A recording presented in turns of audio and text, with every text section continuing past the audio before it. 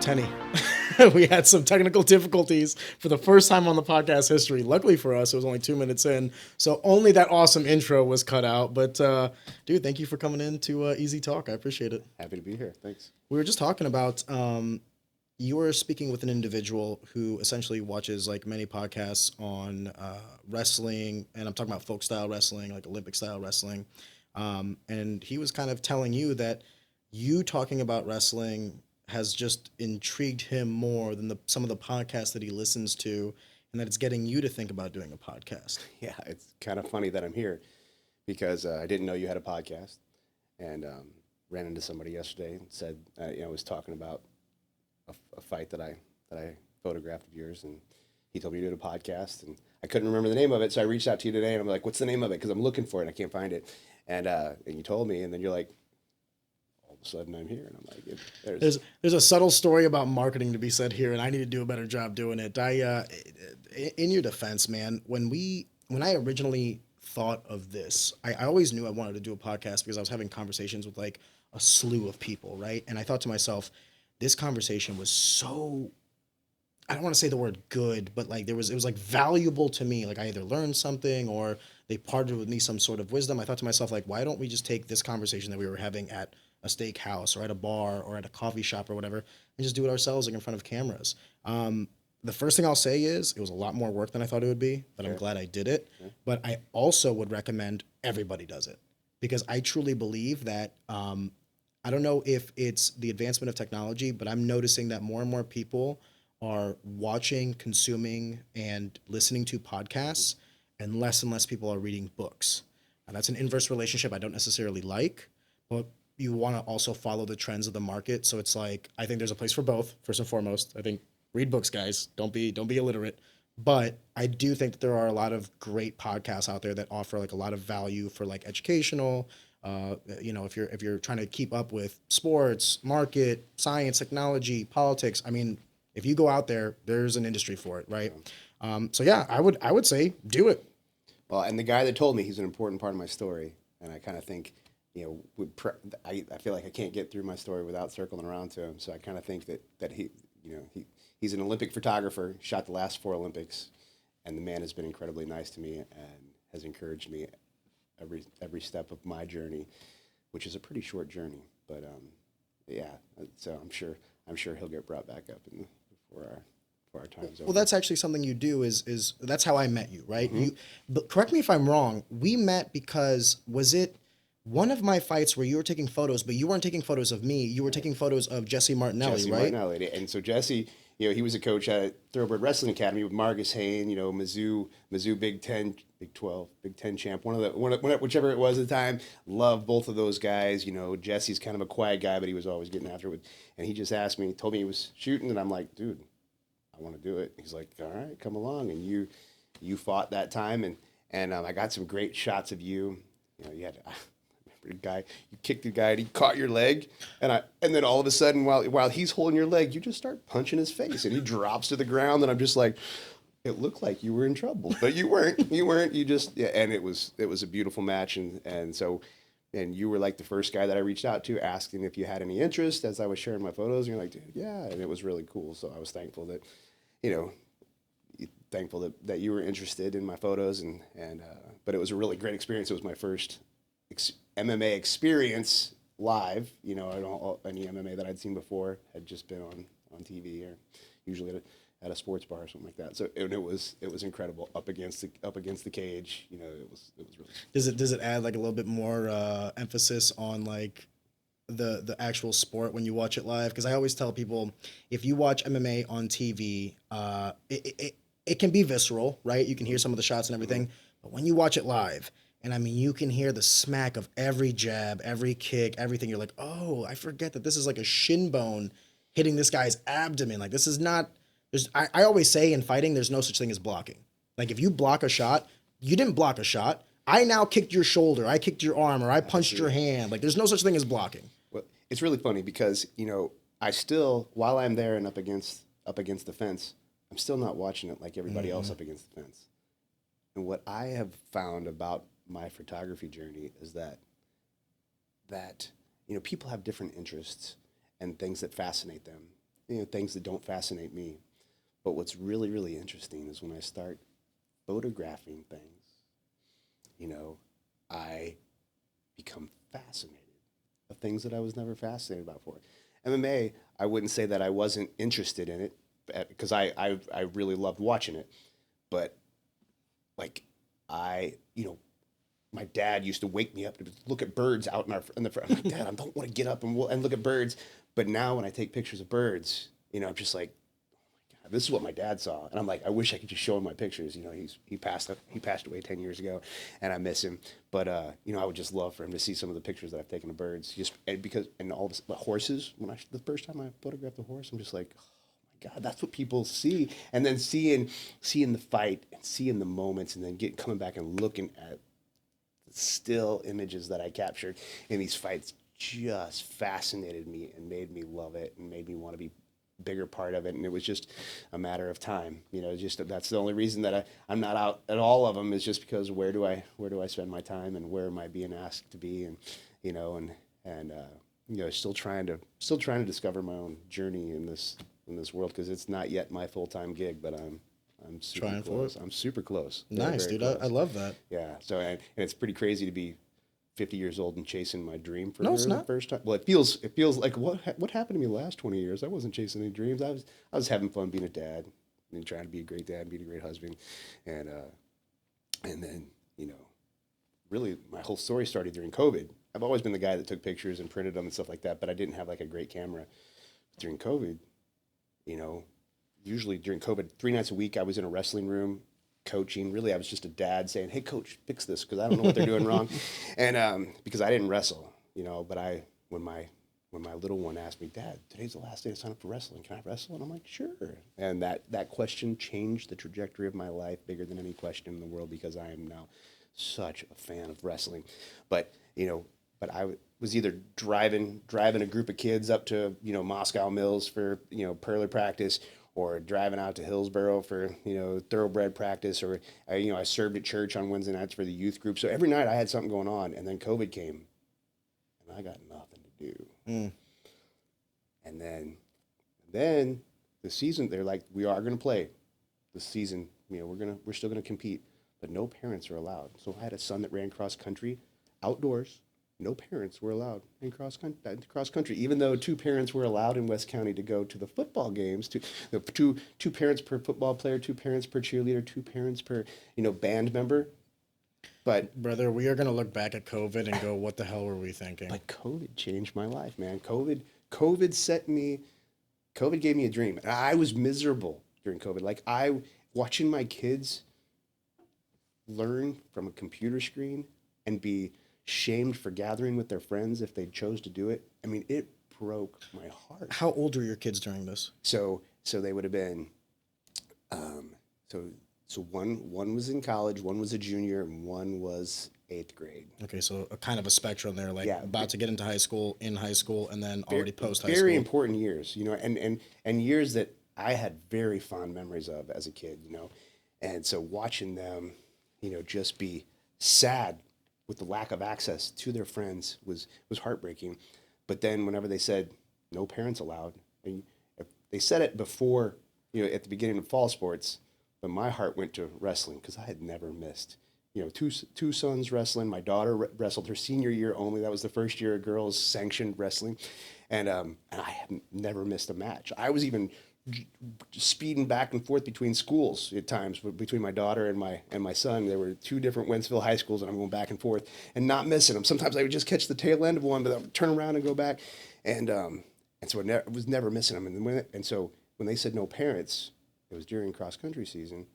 My heart's like, well, then I'm not showing up as a parent. And I made a photography business, and I bought a cheap little intro camera, and I made a Facebook business page. And it was funny, because every time I said business or company, it was always finger quotes around it every time, because really I'm just like a dad who's not going to miss anything, as really. And so the first time I came into this cross country events, they said, "Sir, no spectators."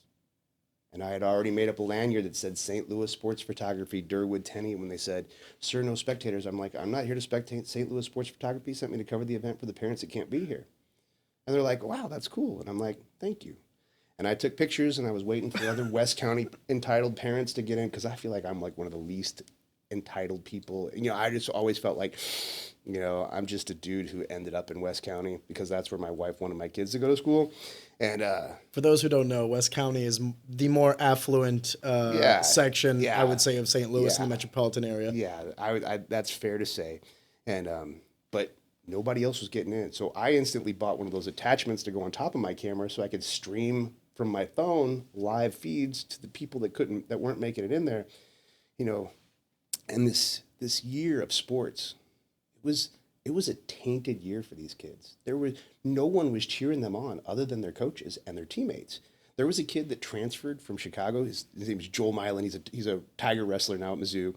He got like 4 dual starts this year, and I'm so proud of him. I mean, he doesn't hold the starting spot, but he was a backup, and they needed him, and he got in To wrestle at the college level, especially in Division I school, and Mizzou, yeah. And so this kid, he transferred his senior year from Chicago, and there was not one kid in his high school that saw him wrestle that wasn't a teammate. There was 0. So that year, there was no students that watched any wrestling except the teammates. But what was really cool is this tainted season was somehow made special by my photos.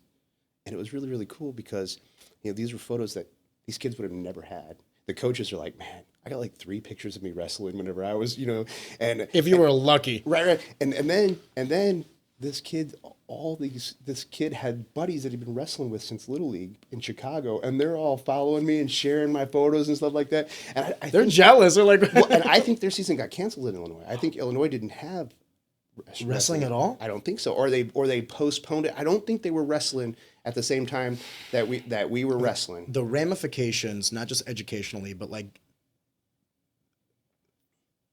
for the development of these kids, the years that they were kind of, I don't want to say held back, but cheated is a good word. Cheated is a good word because, like you were saying earlier, you look back at some of those years with fondness, as do I. I'm sure everyone does, right? It's like formative years where like you had your first kiss, your first dance, your first maybe wrestling match or what have you. You'll look back at those as like these golden times in your life where you're experiencing things for the first time, and to have that robbed from you, I worry deeply about the ramifications and the long-lasting effects of the decisions we made to battle COVID.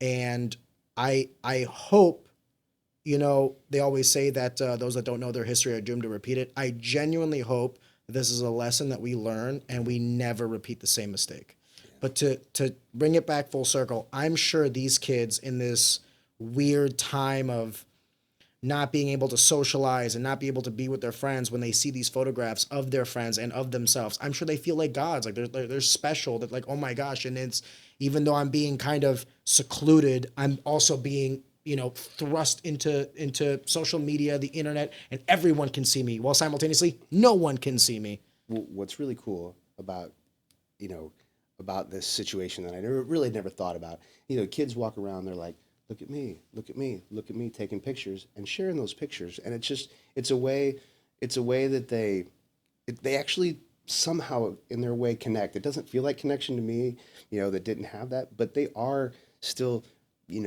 there's still something good mixed in with the bad that goes on with all that. But they're always like, look at me, look at me. Whenever somebody else comes along, I see you, I see you, I see you. And I'm posting and sharing. Oh.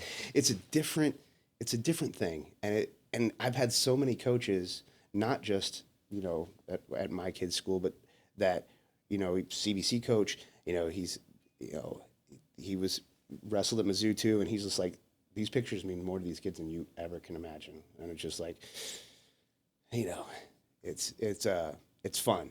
It's fun to be a part of. It's fun to connect with the kids. It's fun to be, to see them tagging me in their stories and stuff like that. And,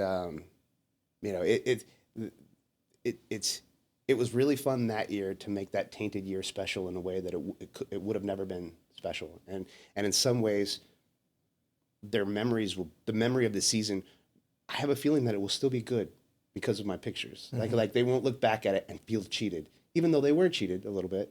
But I really think that there was something about the photos that I took that they will look back on and see, for me, my kids make fun of me because if I didn't take a picture of it, if I didn't post it on Facebook, it's like it never happened. Like, how do you not remember this, Dad? But what's funny is that, I remember so much when I'm taking pictures. And like even the last night I photographed you, there is so much about that night that I remember. And it was pretty crazy how memorable it was for me as I was just thinking about it today. And You really think so? yeah. I mean, so, you asking me to come in, that was cool. As a pro, you were.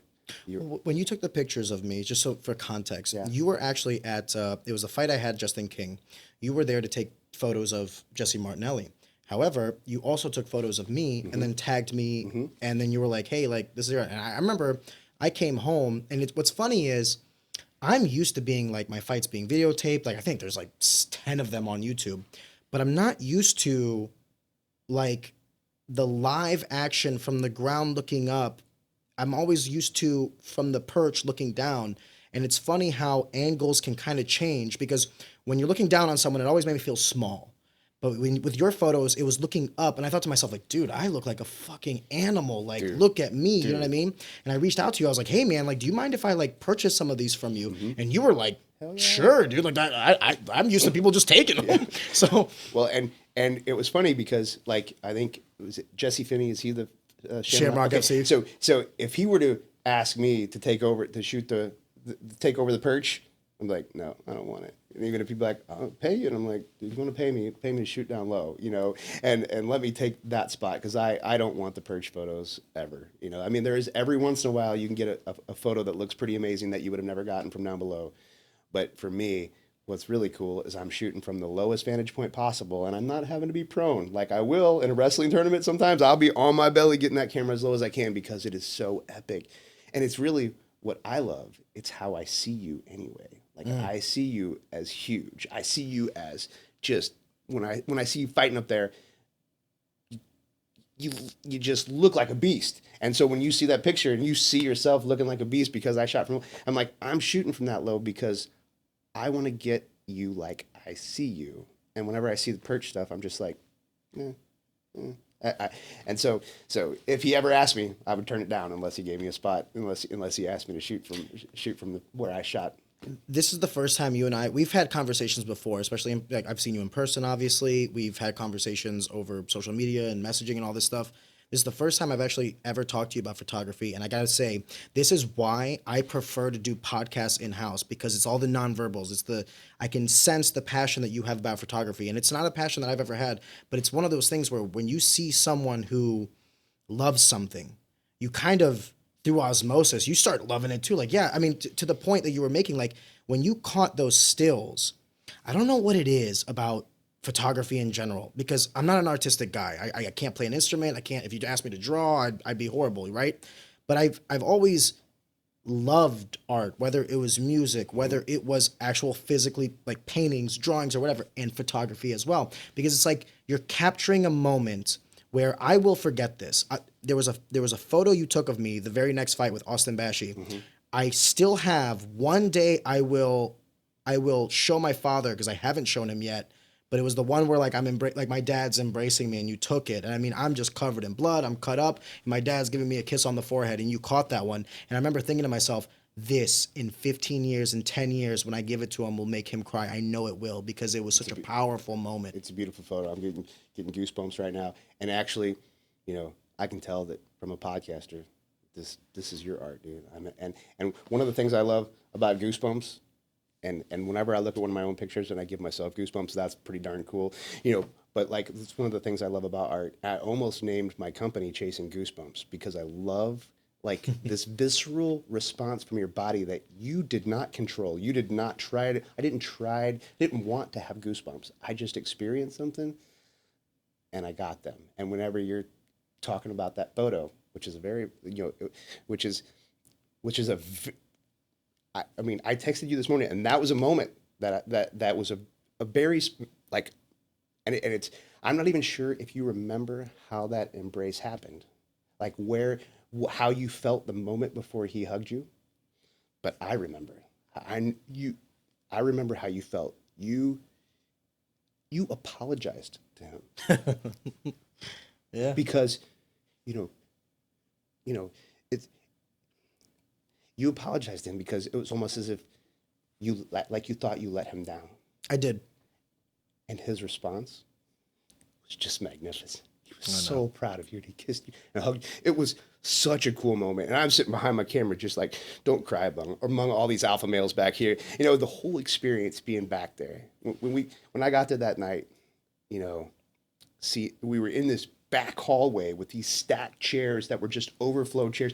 It was not at all this special place where we're in the green room or something like that. We're just back, and it was actually, the more I was there, the more beautiful it was, because you were with these guys that were your teammates and they all looked up to you. And before each one of them went out there, you were spending time with them, just warming them up, giving them last little bits of this and that, just to say, hey, you get an advantage. I don't know if you knew their opponents very well, but it's like you knew them well enough to be like, this is what you watch out for this. This is, and they all looked up to you. You had the main event that night. You were the headliner, and it felt like your mindset was perfect. I don't know if you look back on it, how well you felt your mindset was, but that I was emailing myself quotes that night, and they're still in my inbox.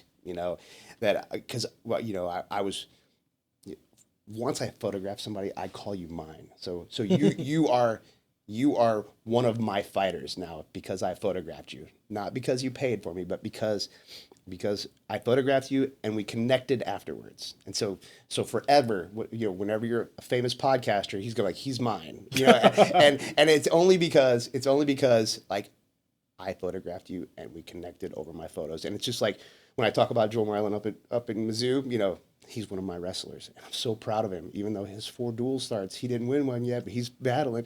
But I'm like, I'm so proud of him. And it's just like, and whenever I heard that you did the podcast and I watched one, I felt so proud of you, as if, because you were mine, because you were one of mine. And it's really fun, because I've taken pictures of a lot of kids and a lot of them I've connected with. But that night, I'm there to photograph you, but I am already a fan. You are already mine. And so I'm watching you from a different perspective than what you probably thought I was, back there watching you interact. You guys are giving each other crap back there, talking trash, but there was no doubt there was this incredible respect. There was a lot of fun. They respected you. They were happy for you that night. They wanted to be where you were. And then you went out there and your mindset seemed perfect. The things that were coming out of your mouth were just like, somebody asked you if you thought you should go flyweight, and you said something like, until I can find a man that can manhandle me that weighs 135 pounds, I see no reason to go flyweight. And then you said, boy, did I eat my words. Well, and what was annoying, the reason that I was emailing them to myself was like, I'm going to totally post this tomorrow whenever I show my pictures. I mean, and so that was actually one of the reasons I was worried about even, I was even nervous. Should we even talk about that fight? Because people respond.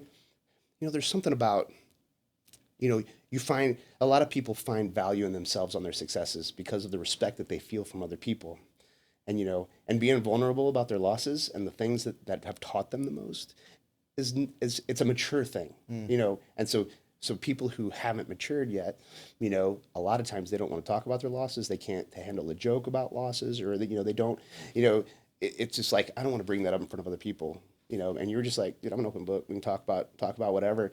And I'm just like, okay, cool. Cause it was such a memorable moment for me. It was a momentous occasion. I will tell you this right now. I've been in fighting for 10 years in the local scene, right? I have never heard a crowd so loud as when I was coming out to fighting Austin Bashy. Everybody was out on their feet. I don't know if you remember. I was standing on the stairs, embracing the moment. I could not hear my song because people were losing their shit. And here's the thing about a main event that people might not understand. A lot of times when a main event happens, half the room is gone. Because what's happening is, like, the prelim guy sold 20 tickets, 30 tickets, and those guys might not have any idea what MMA is. They're coming just to watch their guy. Once their guy wins or loses, they're bouncing.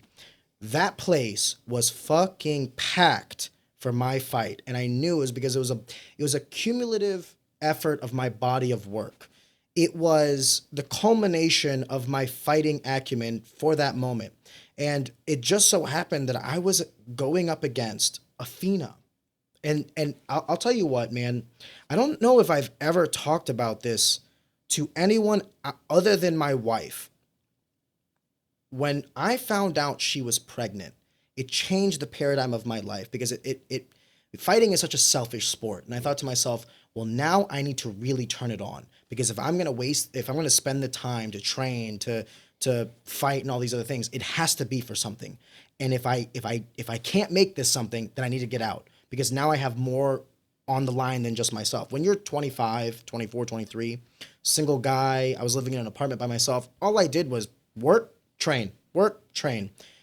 But then when I met Bruna, we had our kid, we got married and all these other things, it just changed the variables of it. So I thought to myself, unless I'm trying to be the best in the world, unless I'm going for number one and all that entails, all the money, all the fame and everything, this is not worth it.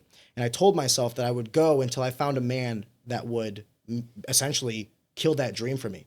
And that night was that it. It was it. It's not that I didn't go in there trained. I did. It's not that I wasn't, in shape. I was. It's not that I didn't want to win. I did. But you want to know what I felt the whole time I was in there that scared me? Right. Calm. You looked calm the whole time. And that's awful. You want to know why? Why? You need to be scared. I learned this. I spent my entire MMA career trying to get over those jitters. I thought to myself, like, why am I being such a little bitch? I train, I fight everybody. Why am I scared of this moment? I shouldn't be scared of this moment. And the one time I felt no fear, the one time I was like calm, I was like, whatever happens, happens. That's when I got my ass beat. Why? Because I didn't have the fear of losing. I need to go in there. Or I say this to everybody. You should never let fear overwhelm you, because then you'll be hindered. But you need a healthy amount of fear so that you're on your toes, so that you're ready, that you're calculating the physical environment at the fastest your brain can handle. And the rough part of that was losing, because losing sucks. But the roughest part of it was not that I lost, because I've lost before. I've lost in wrestling. I've lost in fighting. I've lost before. I've lost tremendous times in my life. The part that made that so hard was that I knew it was done, because I knew that if you gave me 9 other fights to fight that guy, he'd still beat me, and that I would never be the best in the world. So I don't know if you remember this. I walked into the back. Everyone wanted to support me and everything. I just told him to back off. And I never do this, because I try to be like the men that I respect and admire, and it's stoic, right? I never want anyone to see me cry. So I just went over there, I knelt down, I had myself a good 30-second, 1-minute cry, just wanted to get it out of my system, and then I stood up and I said, okay, what happened, we move on now. It was beautiful. I got a great photo of it. And I felt, I felt some of your pain. Seeing you like that, you faced away from everyone. Yeah. You were on your knees. Your shins and the top of your feet were making full contact with the floor. Your butt was right on top of your heels, and you were just, hunched over, facing away from us down this hall. So it made for a great photo, because the leading lines of a hallway. I think I even turned one black and white, because it was just so freaking. It was, But at the same time, it's one of those things when I'm capturing it, it's like, I have no business capturing this moment. This is not a moment. No, absolutely did. So I love them, by the way. In hindsight, I love them. And it's a physical reminder of the emotions I have felt, because time will dull those emotions. Sometimes I look at those photos and I remind myself, I'll tell you why. There's some times where I think to myself, I still got it. Why did I retire? I'm only 31. I can still go out there. But why did I do it? To be the best. Am I going to be the best? I don't know. I look at those photos. I'm like, no, I got my ass whooped that night. I'm never going to be the best. Bashi hasn't lost yet. 11-0. Damn. Yeah, I haven't followed that loss, as far as losses go, aged like wine. I said it before the fight. I said, listen, either this guy is a phenom, I never had fear of fighting somebody. And that's a weird thing, because I just said about being scared. Mm-hmm. Not wanting to lose and not wanting to get hurt are two completely different things. I knew always what I was signing up for. I'm signing up for this guy trying to separate me from my consciousness. If he breaks my bones, if he knocks me out, if he fucks me up, His people will cheer him on. They will want it to be bloody and gruesome and all these things. So I always knew what I was signing up for. It never worried me to get kicked or punched or any of these things. What I worried was always falling short, was losing, because then it made the training and everything feel worthless. Like, why did I spend all this time for? And I was going through like a tremendous swing there of like, wins after wins after wins. And I was just like, there's the Ballad of Icarus, like the guy who flew too close to the sun and thought he was invincible. You do a Bible study on Wednesdays, and one of the things that I've kind of, as I'm getting older, am realizing is that there's wisdom to religious texts. There's wisdom to the Bible. There's wisdom to the ballads and the stories and all these other things. And one of the things I love about the Ballad of Icarus, even though it's not necessarily tied to religion, is essentially you need to humble yourself or God will. And while I was supremely confident, by the way, I am still supremely confident. I'm the biggest douche I know. I needed someone to humble me. And I said it to you on a text. The things that make me, like who I am, are not my victories. I could not name you a single person I've pinned or like any of these guys that I've like beat. I can name you everybody that's ever beat me in high school wrestling. I know their faces. And I can name you everybody that's ever beat me in fighting. I know their faces. Because the losses are what shape me. And I know how bad I felt when I lost. And now it is to work as hard as I can to never feel that again. Is it in vain? Absolutely. I will feel it again. But the goal is to work my ass off so that I never do. Right. Well, and I still think that kids, really all these fighters, so many of them are putting in, there's so much of their heart that goes into it. And whenever my sons, whenever they cried after a loss, I'm just like, this is just evidence of how hard you worked and how bad you wanted it. And so I know some coaches tell you to quit crying, but for me, I'm like, the only way not to cry is if you just didn't care. If you didn't work hard enough, it never meant anything to you. Then you take a loss and you don't cry about that stuff. Man, when you want it, when you fight, when you're going off season, when you'd rather be home playing video games or hanging out with your friends, and you're sacrificing because you have a goal and a dream and you fall short, it's going to come out. And you threw your bottle of water, you had a big jug of water, it was half gone, and you were in the back room after it was all over, and you threw the bottle up against the wall. And not my proudest moment. But at the same time, you say it's not your proudest moment. But for me, I'm just like, that's just evidence. That's evidence of his hard work. It's evidence of his desire to be the best, his desire to win, and then also, just the disappointment, whether you felt like I disappointed my dad, disappointed myself, disappointed my city, whatever it was, I don't know what it was. I just kind of write a story because I'm like, me at that time, there was nothing that I would throw a water bottle at. There's nothing that I would sit on my knees and just not be able to face people. And you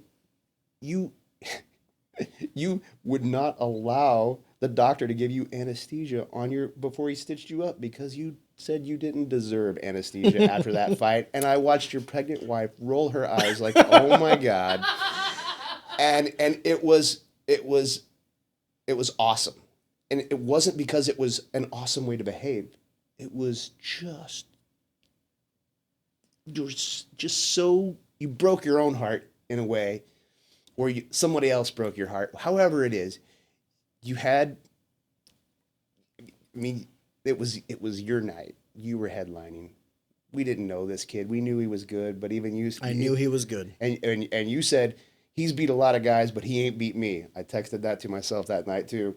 And my other favorite one for that night was, it's not every day you get to punch somebody in the face and thousands of people will cheer you on. I was like, but that whole fight, when you talk about no fear, I have pictures of you. He's about to punch you, and your face just, you're so focused. You're so focused, and I'm just imagining me being like, no, don't let my. But you stayed, you kept your calm and cool.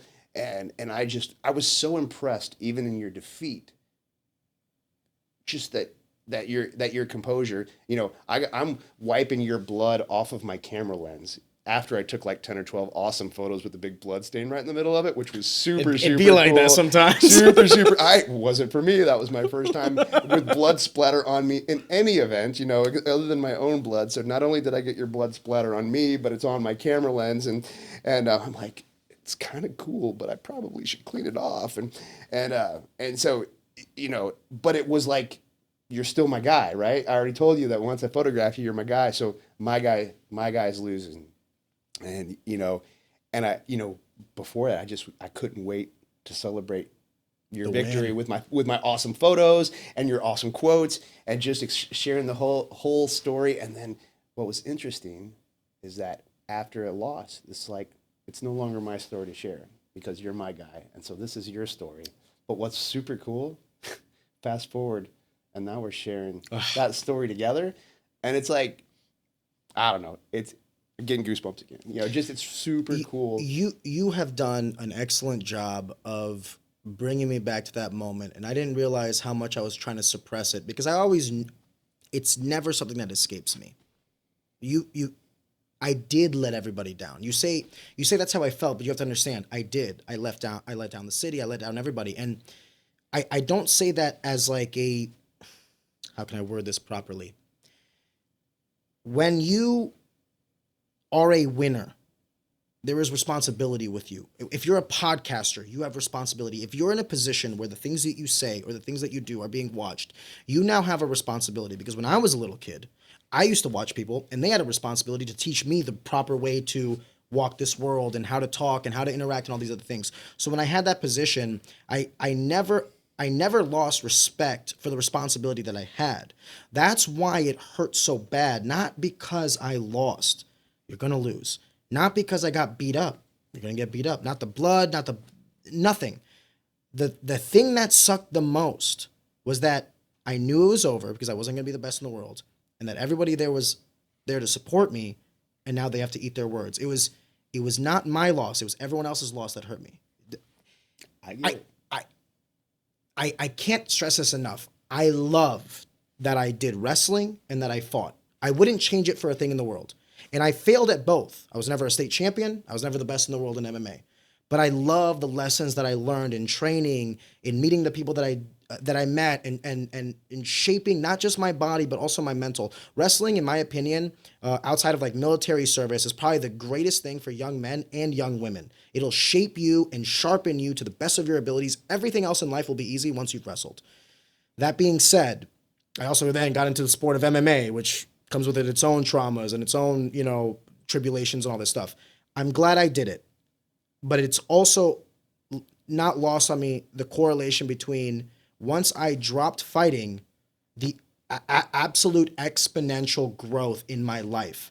I mean, it was like the shackles were off, and now that I'm not, you know, spending 5 hours a day doing this thing, what else could I be doing? You were talking about how your life changed during COVID. So did mine. And I'll tell you what, right now, at 31, I am where I thought I'd be at 45. And now it makes me think, where will I be when I'm 35? Where will I be when I'm 40? But it's not lost on me that, like I told you earlier, if I would have won that fight, I would have kept fighting until I would have lost in that manner. But because I lost in that manner then, I can only say this in hindsight because it's 2020. It humbled me. It made me recollect myself. What's important to me? What am I now? Now that I'm not a fighter, am I a loser?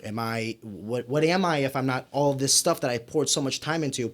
And then it made me think, I poured time and effort into multiple things in my life. And I said this on the Jamie Crozen episode. I was absolutely petrified of what it would mean when I was done fighting. But when that time actually came, the pill was so easy to swallow because I had my family, I had my friends, I had all these other people that I grew from fighting. Mm-hmm. The respect that I have now, I only see it had nothing to do with my wins. The reason why people respect me more than anything now in the fighting community, in my professional life, with my family, is because of how I walk this earth. I genuinely try not to hurt or steal or lie to anybody. I genuinely am happy for the successes of my friends and even my enemies. I don't care. You know what I mean? Just because you're eating doesn't mean it's going to make me shit. I like who I am. But it was not my wins. It was not my successes that made me. It was the consistent failures that I've had in my life. It was the consistent humbling throughout my life because I'm a cocky motherfucker. And it was almost like I needed it. It was almost like I needed it because the life I have now, where I'm at now, my relationships with my friends, my peers, my enemies, I love my life. I love every second of my life. I wake up every morning, I think, holy shit, how is this reality? But that being said, the reason I love your photos so much is whenever I start thinking to myself like, I'm the shit, I'm this, I'm that, I look back at those. And it's almost, not to get too religious, it's like almost divine intervention. It's like, now I don't have to get my face beat in. Now I don't have to lose money in a business transaction. Now I don't have to necessarily eat shit in order to be humble because I have these things immortalized forever digitally.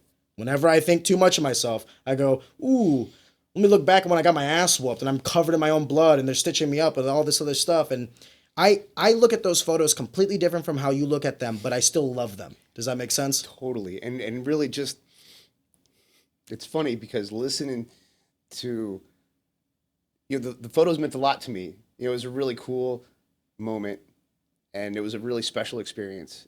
But just to hear you describe what and how my photos meant to you, it is super cool. Like, again, goosebumps again, just listening to you talk about what they mean to you. And I can't believe you haven't shared the photo of your dad hugging you with him yet. That's I think he's seen it. I think he's seen it on my Okay. phone or something like that. Okay, all right. But 'Cause I'm just like, he oh. doesn't have it. I know for a fact he doesn't have it. And I'm still waiting on that one because you want to know what I want to do. I also want to save them for if this is gonna strike you. I want to save them for my kids because I know what's gonna happen when they grow up. They're gonna grow up and they're gonna everyone's gonna tell them like dad was this, dad was that, and I don't want them to feel like they have to walk in my shadow. I want to show them my downfalls so that they can learn from my mistakes. This is what happened when daddy got too cocky, got his ass beat. This is what happened when daddy thought he knew it all, he lost some money.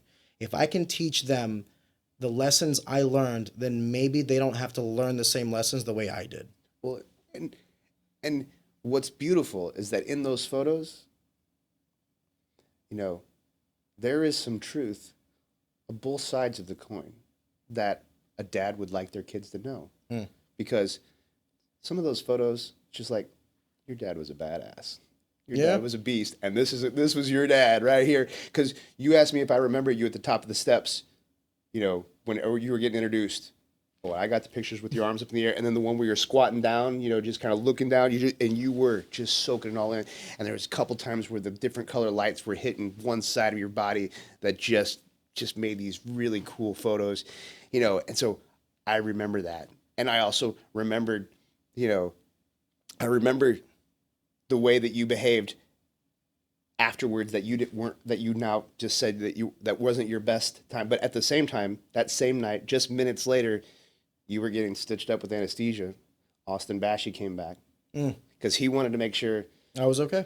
That and to just say, I mean, it was this beautiful exchange of respect, and it was so much so that you made the doc stop so you can get off the table, so you can give him a proper show of respect instead of just being like, you laying on the table and be like, dude, good fight, whatever. It was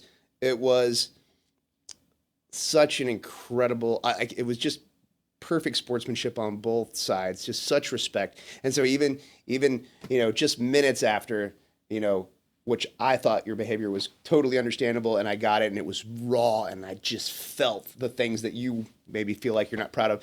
It wasn't minutes later and you were just behaving in a way that honored the sport, that honored your friends, that honored yourself.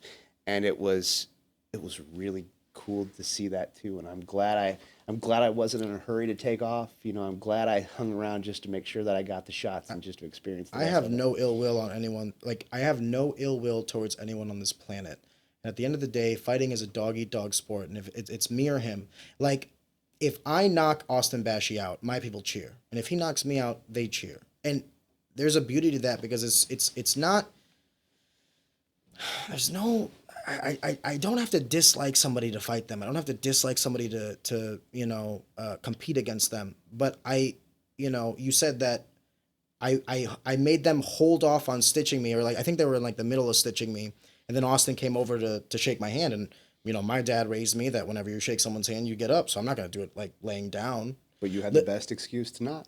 I, And you still got up, and it was, for me, it was, you honored him in his performance. You honored yourself. How could I not?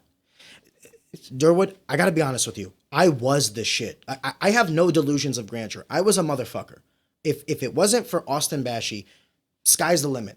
The only problem is the good Lord created an Austin Bashy and put him in my way. And he was better than me in every way, shape, or form. Younger, faster, stronger, all these other things. I cannot look at that and be delusional. This is what happened. I cannot look at that and dislike or hate this individual. He is my better in this aspect of life. I have to give him respect. I have to. There's no other way to do it. Because here's the other thing. Remember what you were saying earlier about how the other guys saw me. Some of them were still back there. And I never forget my responsibility. They watch me even if I don't know I'm being watched. And I have to show them, when you eat shit, stand up, shake their hand, so that you never forget what it's like to be the nail. And then when you're the hammer, we had a kid, his name was Eric Polavina. He got dropped in the first round of his fight in a kickboxing match. He's an amateur. He then goes on to knock the kid out in the third round and win. And I was going to go backstage. I go backstage to congratulate him. The kid that lost comes out first. And he's down in the dumps. He just lost. He's, you know what I mean? And I know his coach. I shake their coach's hand. I shake his hand. I go, hey, man, that was a hell of a fucking fight. You want to know what angered the fuck out of me? Eric comes in through the door. That's what I fucking thought. And all the coaches come into the door. And this is how I know I still got it. Because I looked at them. I didn't have to say a word. They could see in my face. I was like, shut the fuck up. Because one day, you're going to get slept. And the last thing you want is some guy over you talking about, that's what I fucking thought. Some of the things, there are a lot of lessons I believe my generation has kind of forgotten from the previous generation. And one of them is like understanding how to be victorious. There is a skill in winning, and it's not shitting on the loser. Right. I never in my life ever shit on the loser. I shook everybody's hand that I beat and everybody's hand that beat me because I had respect for competition, the sport, and what it meant past competing. Because I know competition is only a window of opportunity. And then the lessons you learn are for fucking ever till the day I die. And the men that were better than me taught me that shit. So now it was my time, my opportunity, my moment to teach the younger generation the same shit that was taught to me. So what did I do to him? I grabbed him by the shoulder and I said, if you don't shut the fuck up, I'm going to beat everybody's ass. You show him respect because he dropped your ass in the first round, almost finished you. And if there were 2 seconds difference, this complete feeling would be turned on its head. So know how to be the hammer when it's time, so that when God forbid the time you're ever the nail, someone doesn't fucking slam that hammer on you. You need to be humble in both victory and defeat. You need to go in there always thinking that you were going to win, so that when it does happen, it's never a shock to you. And when you lose, eat that humble pie, shake their fucking hand, and go cry in the corner away from everybody, and don't ask for a pity party. Be a fucking man. That's how I think.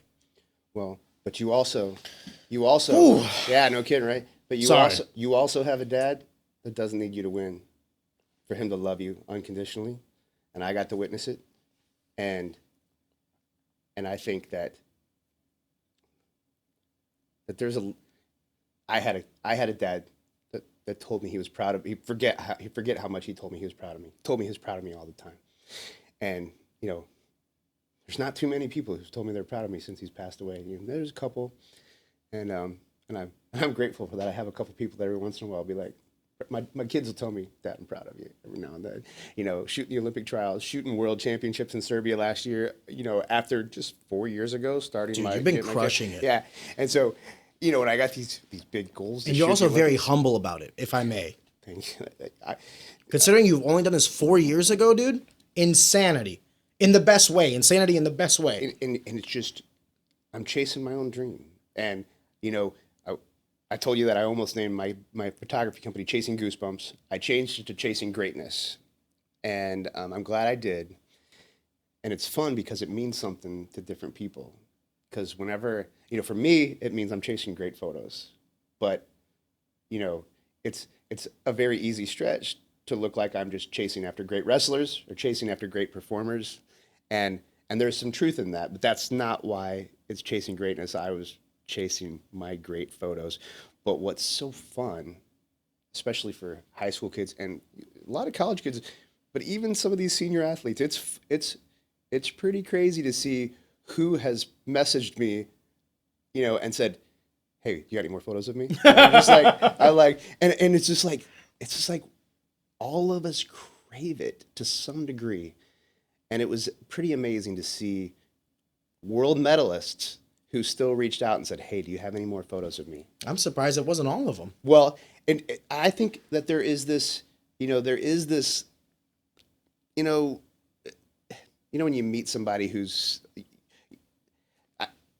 I do think that there's people who think, am I overstepping bounds? Am I crossing lines? Or do I look like, if you meet, if I met, one of my favorite, I used, whenever I was a kid, I had a guitar player that I just thought was the best guitar player ever. And if I met him, I totally would have been like, should I talk to him or not? Because I just don't want to be I don't want to feel like I'm whatever. Just another fan who's like, hey, take a photo with me. And so I do think that there's people who are, that want to ask but don't do it. And it's what's funny is that I always thought the kids who get my photos the first, they'd be like, Mr. Tenny, your pictures were awesome. The high school kids would be like, hey, it's always cool when you're at our duels. Your pictures are awesome. And I'm like, oh, and play it cool, play it cool. Well, I'm like, and you get to see your photos first. I'm editing yours first because I'm just like, but whenever they're like, hey, could you send me all the photos that you took of me? And I'm just like, you're down the bottom. I'm just like, and even though I love it and I'm still posting them, it's never really this ugly feeling. It's just one of those things where, and my kids, it was really my kids that told me, I had this wrestler, he went to Ozark, now he's at SIUE, his name's Braxton Strick, he's a great kid, and it was really funny because whenever he messaged me one time, whenever my son was standing right behind me, he's like, Mr. Tenny, I always love it when you're there taking pictures, your pictures are so awesome, and Lane goes, and Braxton gets his photos first. Yeah. And I'm just like, that is kind of true, because he was, it was kind of They're funny. learning a very valuable lesson about being personable. but I've had 4-time NCAA champs message me and be like, hey dude, send me all the photos that you took of me. And I'm just like, I got a lot. I took 17,000 photos this weekend. And but it's still, it's still fun, and my kids even think it's super cool that these guys are, messaging me, be like, dude, send me all your photos. And I'm just like, I'll get to them. I'll send them a couple more, but I'm never, I never get all my photos edited. I'm really going through and just picking my best. And I just feel like one day I'm going to have this archive of amazing moments that no one has ever seen. At the Olympic trials, I might have shot Jordan Burroughs' last match ever. He didn't say he retired, but it might be his last. It's the connotation. Vincenzo Joseph, his last match. Also the start of new careers. Right. But David Taylor. He's done. Thomas Gilman, Jaden Cox, his last. So these were these wrestlers, these epic wrestlers, their last match, and I got to photograph them. And and I might have only posted like 1 or 2 photos of their match, even though I might have 100 of their match that where 20 of them could be on a magazine. But I just. I only got so much time of the day, and I got a real job that I still have to get back to, Monday through Friday. And so, but it is just been so fun collecting the memories. And, this coming weekend, I'm going to Ohio for the U20 World Team Trials and the U23 Nationals. And so there's a Missouri kid in the U20. He's already earned his way to the finals, the best of 3 for the World Team Trials, Luke Lillidahl. He's been wrestling in Pennsylvania for his last 3 years of high school, but he was a state champ as a freshman here. He was the local kid, and he's just a great kid from a great wrestling family, and so it's always fun. Doesn't that always seem to be the case? Like I said this to you on the phone, or before we got on here, and that's when my kids get of age, I will have them wrestle. I hope they never want to fight, truthfully. But one of the things, even my daughter, I'm gonna put her in wrestling because. There just seems to be a correlation between good human beings and wrestling. Now, I don't know what it is. I don't know if it's like the hardship, the practice, whatever it is, but there's just a correlation between them. I love the community, and there's been times, even in the past couple of years, where some media have been trying to put great wrestlers against each other to try and stir up some crap. And when it happens, it just makes me cringe. I just like wrestlers, I don't want it to be MMA. Spectacle. I don't want it to be, even though I totally get it. I don't. They're trying to commercialize everything. And there's a time and place for all these things. But not the way I look at like the guys, I don't want to say kids because some of them are my age. The people that are trying to be Olympic hopefuls. You don't need to persuade them. You don't need to fire them up or like, hey, what are we going to get them to be their best? Like, dude, they're training every day for this moment. They're on edge already. Relax.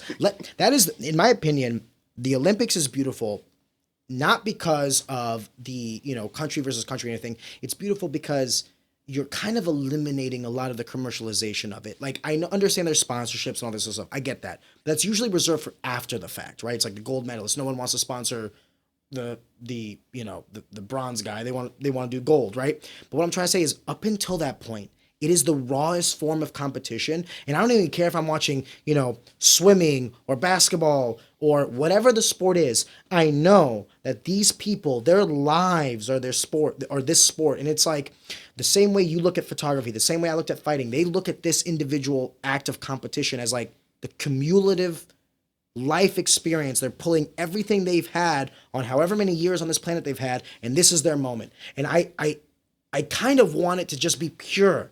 Let it be beautiful.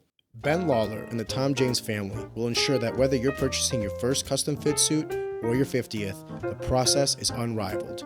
With the experience and quality of the Tom James name, allow Ben Lawler to help shape the vision that is your professional brand with a suit that speaks to the conviction in their craft. With fabric sourced here in the US, you'll know quality and craftsmanship are top of class. Like a sculptor examines wet clay before creating a masterpiece, Ben Lawler will walk you through the process of selection, measuring, and stitching to ensure your finished product is a work of art. Putting your trust in Ben is a guarantee that your brand will elevate to the next level. And always remember, you don't get a second chance at a first impression. I have no idea how people do like 3-hour podcasts without going to the bathroom. Like, to be honest with you. But we were talking about the commercialization, or I guess like enticing Olympic athletes, specifically in the sport of wrestling, to kind of like add more to it, which I just don't think is necessary. My favorite compliment that was ever given to me, it was a senior in high school. His name was Jake Mann. He was a Ladue wrestler. Now I think he wrestles out at Princeton. And he bought pictures off me with his own money. And I'm always like, I'm not after high school kids' money. I want their mom's parents. I don't need the money. I'm just buying gear with every dollar that anybody gives me, until it becomes my real job. But this kid said, "You're just good for wrestling, Mr. Tenny." And I'm just like, that's beautiful. I'm like, it really surprised me how much it meant to me, and it makes me, what I really want. The only reason that I even entertain the idea of people try, this whole, the only time I understand the reason why some of these wrestlers who are done trying to make wrestling bigger, is because they want everyone to experience wrestling, and I think that if somehow they could figure out how to market it, how they get wrestling to take off, then more people would wrestle. But at the same time, I agree with you, because I love whenever I saw Kyle Dake and Jordan Burroughs get surprised against each other on a podcast, and it ended up being arguing. I just cringed, and I'm like, I want this to stop, and they're both. I'm fans of. Did you watch that? Mm-hmm. I like physically cringed because I'm like, this is neither of you guys. Right. It just doesn't feel like I've ever seen either one of you act this way, mm-hmm. and it just. Or maybe it is. Maybe it is. There's a possibility that it's like the culmination of, Jordan Burroughs is like possibly his last trial. Mm-hmm. I don't want to speak for someone, but it just went against everything I had seen up until that point from following both gentlemen. Yep. And I was thinking to myself, this is so reminiscent of one of those like one-on-one boxing interviews where they set the guys aside and like, I'm going to knock you out or I'm going to knock you out. And it's just kind of like, guys, there's no extra promotion needed here.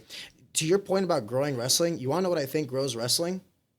Society. I don't think you change the sport of wrestling. I hate this move to make sports more like accessible. They're making baseball faster because apparently the attention spans of people. No, The problem is that the attention spans of people are diminishing. The problem is that people don't like appreciate the sport of wrestling or whatever it is. It's like you don't change the sports to fit society.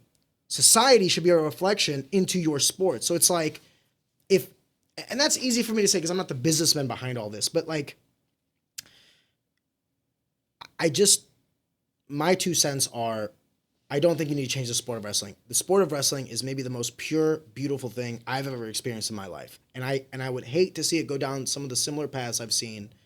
And does that mean, that there's less money on the table? Maybe. Right. But is that all that's important? Right. It's like you and I want everyone to experience wrestling, but at the same time, one of the things that we want them to experience is the beauty and the respect and the battle and the beautiful analogy with life that goes on, probably with all combat sports, but I'm so wrapped up in wrestling that, I just look at the battle, the fight to win, and to fight through failures and to come back, get back up when you're down. Do you know what I think will absolutely propel wrestling into the future? Truthfully, it's the same thing that did for the UFC and MMA, women's wrestling.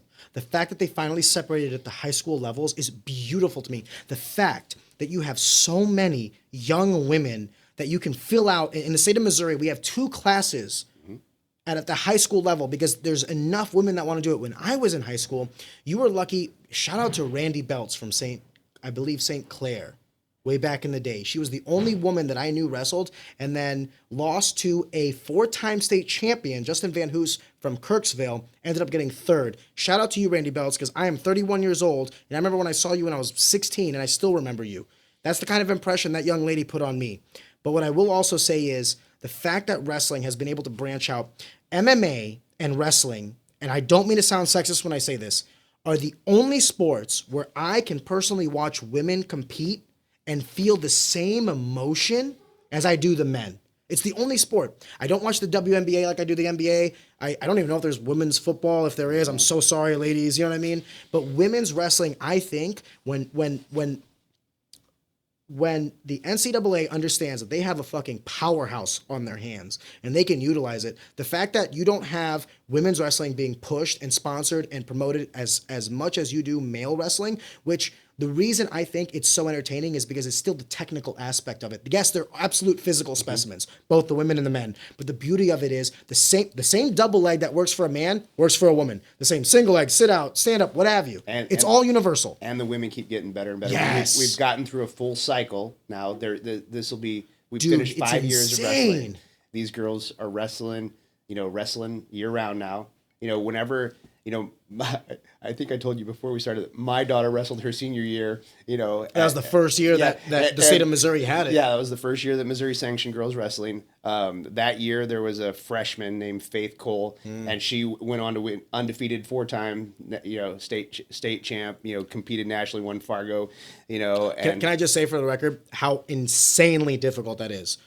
4-time state champion in high school, also undefeated, meaning how easy is it in the course of 150 matches to have an off night? Yeah.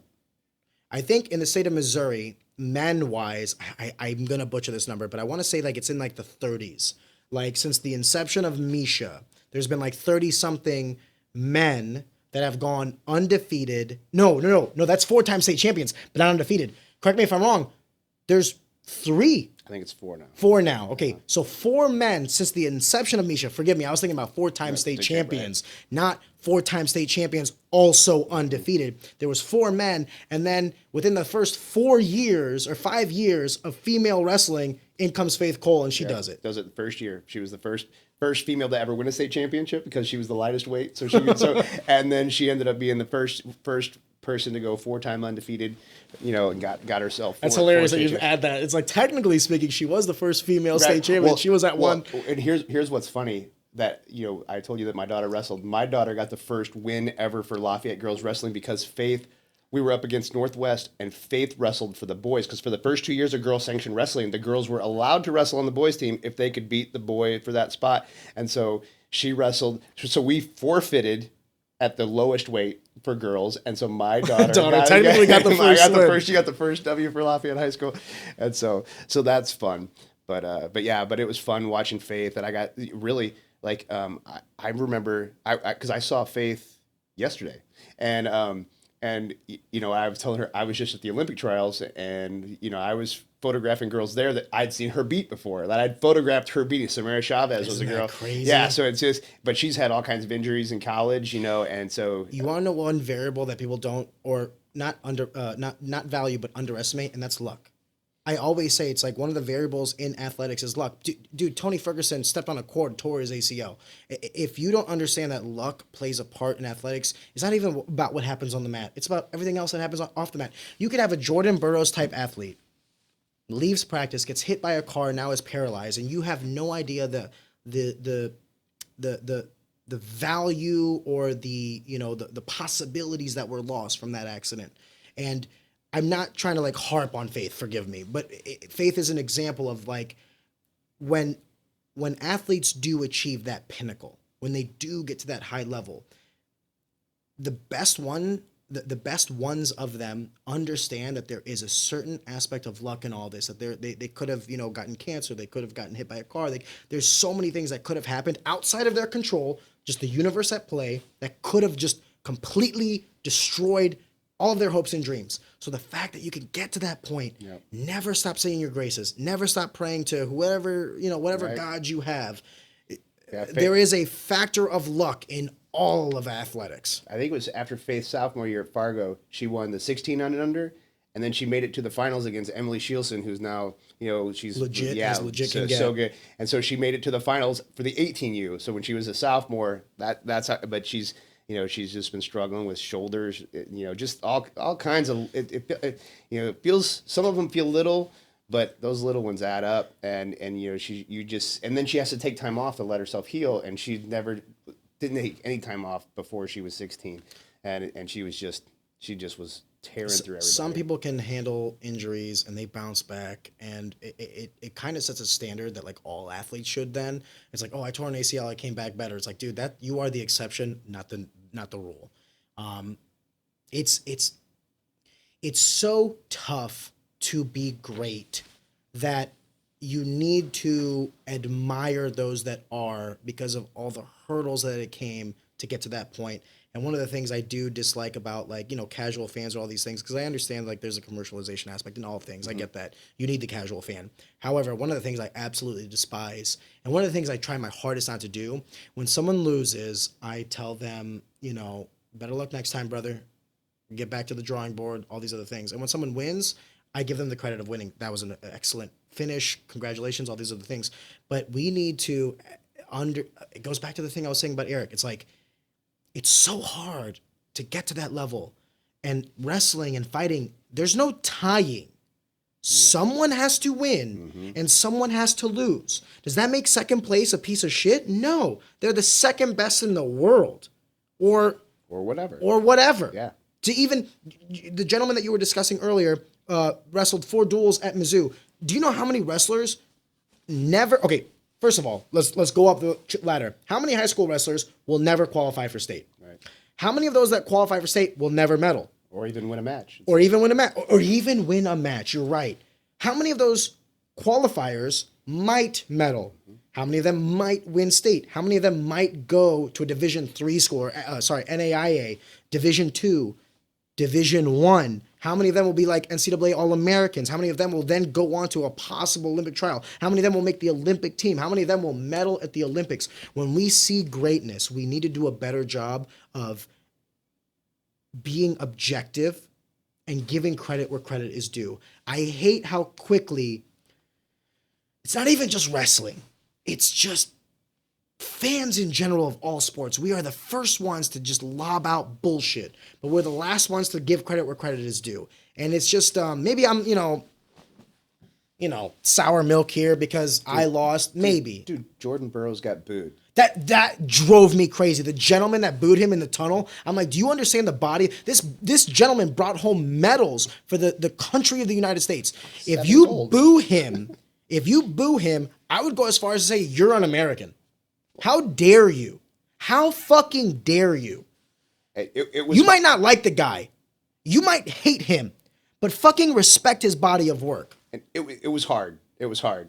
I'm a fan of a lot of Penn State wrestlers. We were at State College. Dude, they crushed. Yeah, and it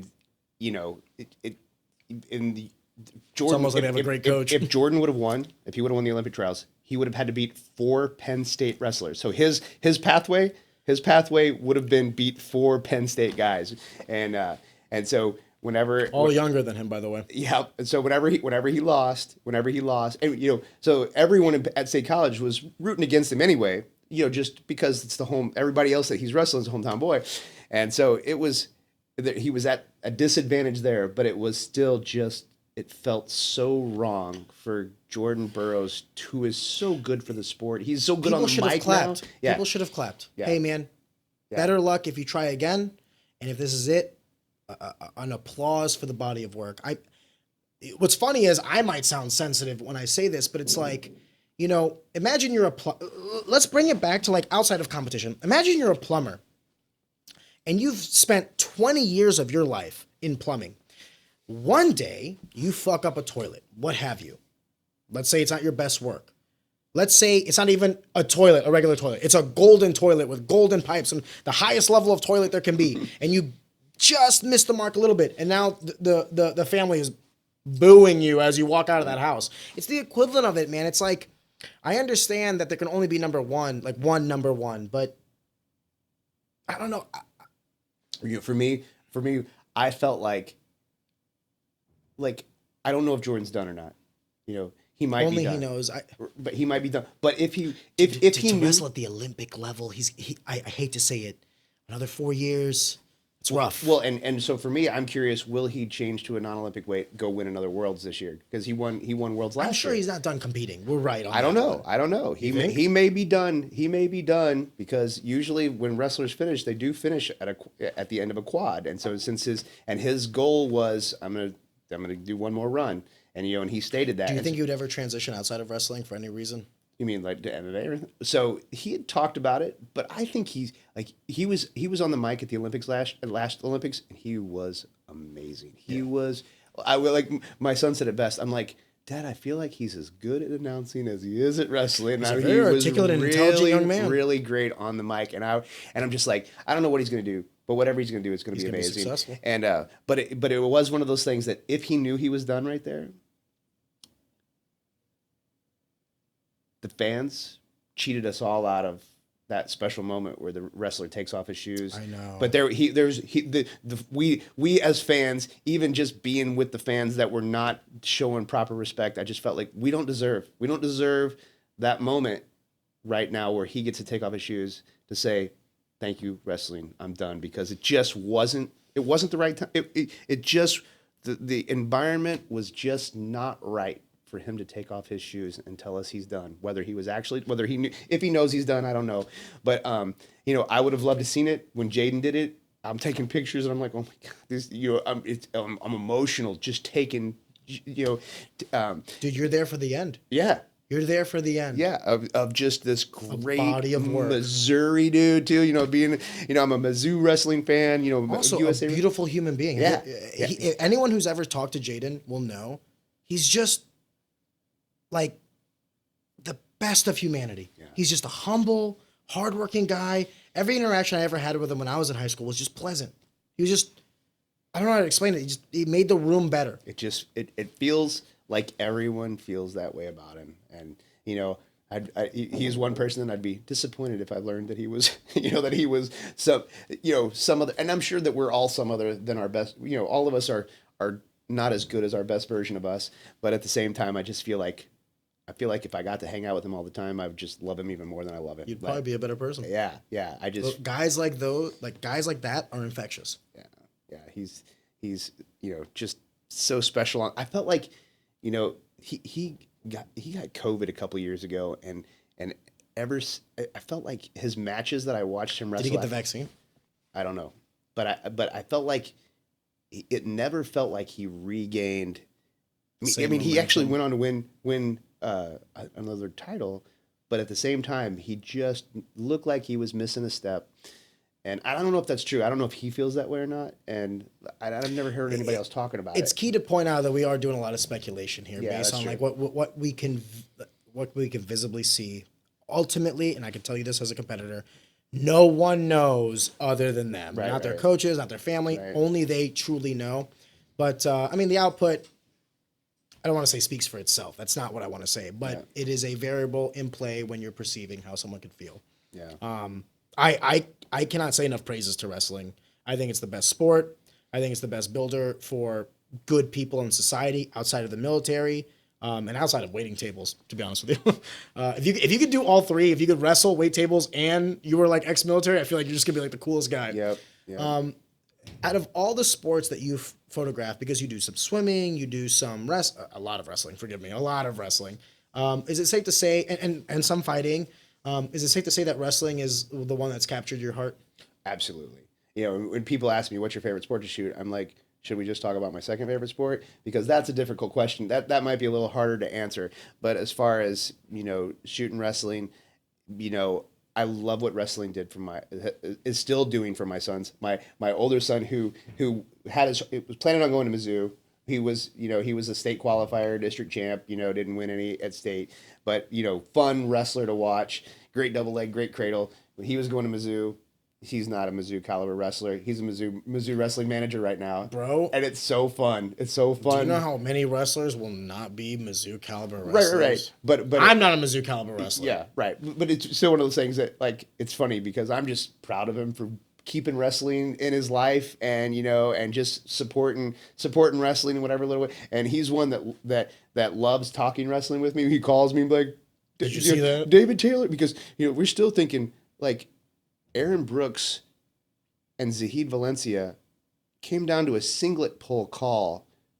I'm not saying that that Aaron still wouldn't have won, but it wasn't in his favor if it wasn't for that singlet pull. And I'm just like, that singlet pull led to David Taylor going down, David Taylor becoming the big, so for me, being a Mizzou fan, being Big 12, seeing Oklahoma State get him, and then all of a sudden they just got 3 huge transfers out of the portal, maybe 4 great transfers out of the portal, and I'm just like, Mizzou's going to have a tough time being Big 12 champs again. Why do you think, considering how much of a following like college wrestling has, why do you think like folk style wrestling, there's just no professional avenue for it?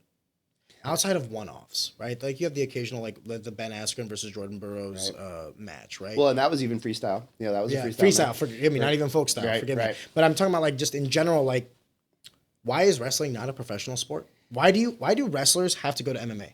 Well, I still feel like that MMA, followed into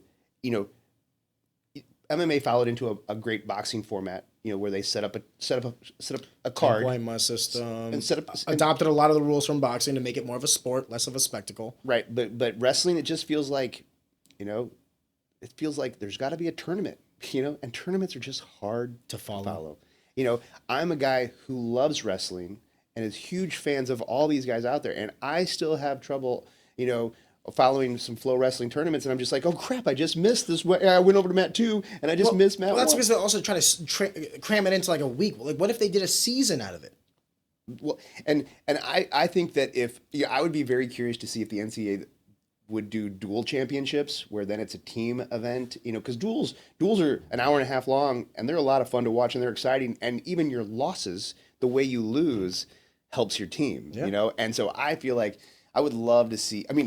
I would not trade a dual championship for the individual tournament, but I do wish that there was some way that there was, the dual championship format to where we actually have, okay, now we got, Penn State versus Iowa State, we got Mizzou versus Oklahoma State, Mizzou has been a great dual team, although they had a tough year this year. Well, dude, there was.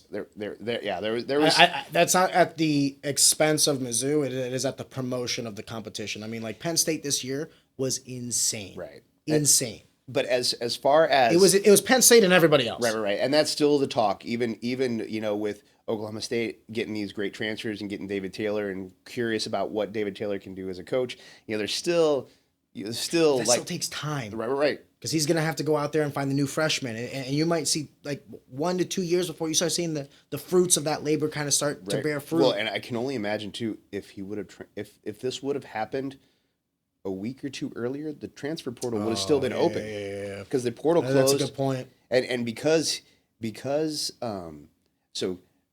John Smith had already announced, so because the exception to changing the portal is if a coach leaves. David Taylor was not a coach leaving; he was just an RTC athlete leaving Penn State. So his leaving didn't change the portal. John Smith, his announcement was his date, and so there was nobody who could enter the portal that had not already entered the portal, and so only the people that were in there were people that he I can't imagine what could have happened had the portal been open for another couple weeks or whatever. It really could have had an impact. I don't know how many Penn State guys would follow David Taylor, but there's a lot of incredible wrestlers who don't have a starting spot that could be podium guys, but they're behind the guy who's number one. Dude, at that level, the difference between 1 and 16 is a mistake. Yeah. I mean, truly, when you get into the NCAA championships, the difference between 1 and 16 is a mistake. Yeah. You've seen upsets before. Yeah. That's, in my opinion, that's why wrestling is a beautiful sport, is because you could be winning, 9-0, and then with 10 seconds left on the clock, similar to fighting, you could be losing 3 rounds and throw a combination, turn the person's lights out. You could hit a standing switch or whatever it is, get the pin, and now you're the winner. You can go from losing, snatching victory from the jaws of defeat. And that's what makes that sport so beautiful. One of the things I truly worry about is this symbiotic yet combative relationship between wrestling and MMA. I'll tell you why.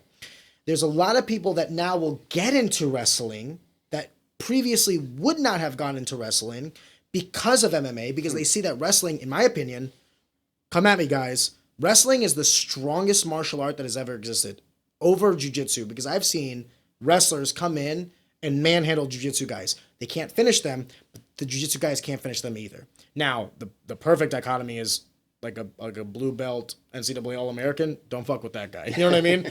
But what I'm trying to say is, so you're gonna introduce a bunch of people to the sport of wrestling that maybe beforehand would not have thought about it because of what they see in MMA. And then how many guys are in wrestling that maybe now don't necessarily pursue the Olympic hope. They don't necessarily pursue the highest levels of wrestling like a Bo Nickel, and then transition to MMA. I worry because it seems like MMA is helping feed guys into wrestling while simultaneously siphoning some of the higher level guys away from wrestling. And I don't know, maybe time will tell, but at this current, May 20, what is it? May 28, 2024. I don't know if MMA is truly a net positive or a net negative. I want to lean towards positive. Because introducing people to MMA, introducing people to wrestling is just a net positive in general. Regardless if they don't, pursue it to the utmost capabilities. If they transition to MMA, whatever, at least you did it, right? But I do worry that the country, the USA, will. This is going to sound so bad because we have such phenomenal wrestlers. It's a great time to be the people that are going to go represent our country are phenomenal. Yep. However, I worry about the future. Because how many of them will now not necessarily pursue the Olympics, not necessarily pursue representing their country, and now will transition to the commercialization aspect of it and transition to MMA and money. Gable. That's I didn't want to say it. Well, and it also stinks that that he got whatever cut from WWE after the championship. Did they say why? No. I haven't heard why. I haven't heard why either. And I listened. I was actually surprised that he was contemplating WWE first, but then when you look at the pay structure, I'm like, if the goal is money, makes sense. Yeah, but it's still one of those things that's so hard to imagine, because it still feels like that if he came back today, he would still be a powerhouse. Yeah, I'm just if you ask me who's the most likely to win, if he was our heavyweight, I'm just I still think, even though we have all these guys that really have a serious shot of winning, I'm still think, well, if I have to put my money on somebody, I'm putting it on Gable. So it is hard.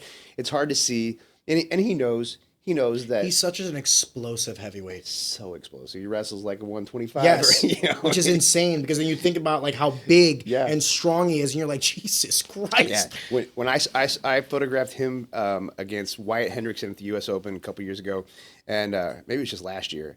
And I mean, he had Hendrickson up, just just picked him up like nothing and just took him down. And it was just like, it was just so amazing to watch. When people ask me how I describe the sport of sorry, not the sport of martial arts, but the martial art of wrestling, you want to know how I describe it? Wrestling is the art of throwing bodies in the air. That is wrestling. Okay. Wrestling is the art of tossing people that don't want to be tossed, or pinning people that don't want to be pinned. It's so fucking difficult, especially when that person is like a physical specimen themselves and they're well versed with their body and with technique and with leverage and years of wrestling themselves. I don't know. I don't think there will ever be a time where I ever lose fervency or passion for wrestling, even though it has been so long since I've competed in pure wrestling. It's But now you're coaching, and so that's got to be fun. It's interesting. Well, I mean, you just, I don't know. It's just giving back to the sport that you love. Yes. And I just know that you're going to be the type of guy that's going to, just the respect that you demand and that you give. I just feel like you're going to be great. Even hearing you talk about, that you can, I don't know, you describe yourself being whatever, a hard ass or whatever, just kind of mean. And I'm just like, I still like how, I just feel like you have too much respect for people in your life to really be, I don't know. I strive as a coach. Dude, coaching is so much more work than I need to go back and give true credit to the coaches that I had, because you don't really see how much they do until you do it. Like, I used to think coaching was like, oh, well, my coaches are just here for practice like I am. So like, how much more time are they putting in? You don't see the emails, the setting up tournaments, the, setting up the dual meets and all this other stuff. And God forbid you have a home tournament where you're setting up yourself. That's a whole different animal. I have a newfound appreciation, not just for wrestling coaches, but for all coaches of all age brackets, because I thought that would be, practice is 2.5 hours, 5 days a week. So how many hours could that be possibly? 18, right? Yeah. No, 15. Sorry. My math is awful. But it's actually almost close to 30. When you factor in the meets, the duels, when you factor in the tournaments, which are all day. And here's the other thing I thought that I didn't think about. When you're wrestling a tournament, you're wrestling like once every hour and a half. But when you're coaching wrestling tournaments, dude, I am physically and emotionally exhausted after Saturdays, because I'm like, it's like an adrenaline dump, like, oh, this guy's winning or losing, and then okay, that match is over. Oh, my other wrestler, now I have to run to mat 3 because I was on mat 1. It's beautiful. I'm glad I'm doing it. I'm glad my coach who coached me asked me to do it. And you hit the nail on the head earlier when you said to give back to the program that gave to me.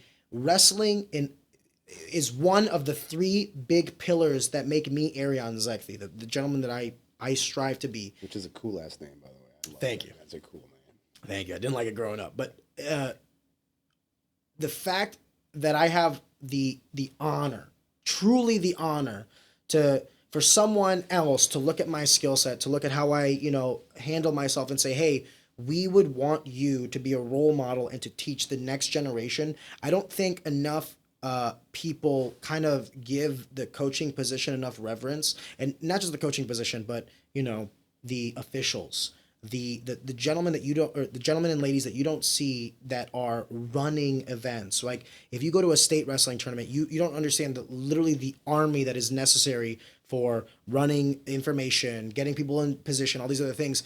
The amount of effort that goes into just the simplest, football game, baseball game, wrestling meet, wrestling tournament, track meet, it's immense. And I think it goes back to my thing of respect with like Jordan Burroughs and competitors, but people need to understand that these people are truly the lifeblood of these sports. And without everybody intact, like without the kids who want to compete, without the coaches who want to coach, without the officials who want to officiate, without the the managers that kind of like run Misha is the Missouri State Athletic Commission, MSHSA, Missouri Schools. Oh man, it's been it's a Missouri State High School something. Okay, it's essentially the athletic commission, but not for professional athletes, but for high schoolers. Forgive me, Misha. They're gonna rake me over the coals. It's been a decade, But without these people that don't necessarily get any of the limelight, any of the recognition, any of the stuff, none of this is possible. And when I was competing, I used to think none of this shit is possible without me. Without the competitor, how does any of this run? And now looking back, I realize that without the platform, without the people that are willing to dedicate the time and effort and all these things to teach me how to wrestle, to officiate my matches, to set up whether I'm red or green, this is why I go back to like the respect and the reverence I have for sport, because it truly is the best of humanity. It's like, giving time, giving effort, learning about what it's like to be the winner and the loser, competing and seeing what the best for your own physical attributes are. I would hate to see a world without sport. Not just wrestling, but sport in general. Just the effort of making yourself better at something. And the of all the things that I photograph, the only role or position that ever makes me wonder, I wonder if that's better than photography, and that's coaching. The pictures that I take of coaches celebrating their athletes, I mean, it's just like, it messes with me. I mean, there is just some incredible moments after a win over a kid that you had no business beating in the state tournament, and it's just like, oh my goodness, and just to see it happen. Right now, we got a coach. I think it's his 4th year there. He's been coaching one kid all 4 years. So he's finally letting go of his first class. He of might kids. cry. Yeah. He might cry. And so and he's a softie anyway. His dad has been in the sport forever. He's one of those guys that's nuts about his dad, just like I am. And it just feels like. And really all those coaches, the head coach at Lafayette, his youngest is a senior, just won state championship this year, Andrew Weir. So Coach Weir, Coach Weir was a big 8. He was the last big 8 champ at Mizzou, but Coach, he took second in state in high school, and then his older son took second in state at Missouri, and then last year his youngest son took second in state, and then this year his son won state, and I got these photos of Coach, and they were such beautiful photos of the emotions of just seeing his son win state championship. It was like the coolest thing. And so you're a time capsule. That's what you are. That's what photography is, a time capsule. You're capturing time in real time, to be viewed in such forever. And what's really cool too is that the softwares that are coming out right now, like, it is just so fun to be able to say, show me all my pictures of Andrew Weir to Google, and they will show them to me. Show me all.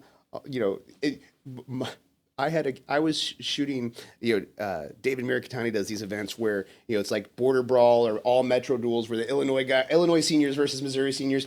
And one of the Missouri seniors, he came up to me and he goes, your son Lane kicked he pinned me so fast. And this kid was a 2-time state champ. But he goes, whenever I was an 8th grader coming into 9th grade, we had a summer duel called the I-44 duels.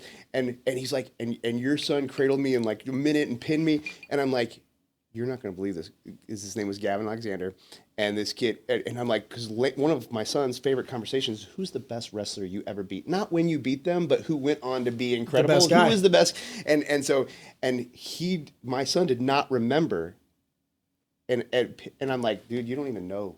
And so I started telling Gavin this, because he goes, and I'm like, we just had this conversation, and he goes, and like, we were trying to figure out who was the best wrestler he ever beat. And Gavin was like, it was me. It was really cool how he said that. And then I instantly called Lane. I'm like, you're not going to believe, you don't even know who the greatest wrestler you ever beat was.